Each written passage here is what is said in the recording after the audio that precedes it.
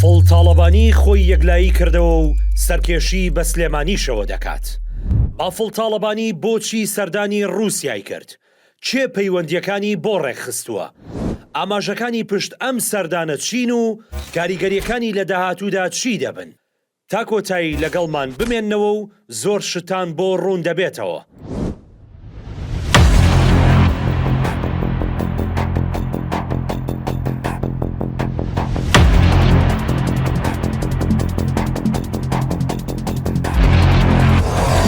دوێنێ بافڵ تاڵەبانی لە مۆسکۆ بە چەند وێنەیەکەوە لەگەڵ بەرپرسانی ئەو وڵاتە دەرکەوت.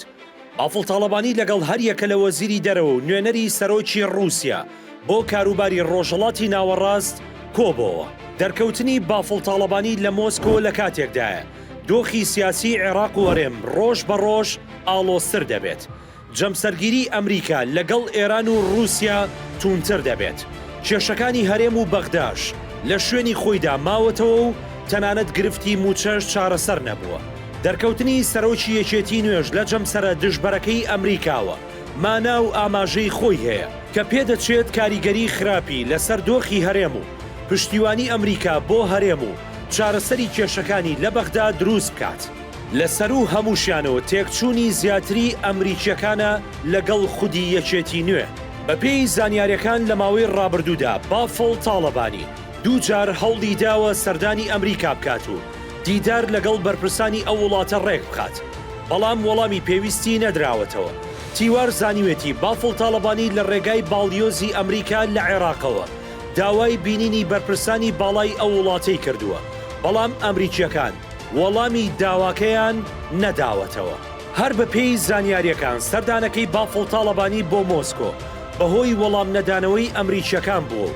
بەم پێش بێت بافڵ تاڵەبانی خۆی و یەکێتیشی یەکلایی کردوێتەوە.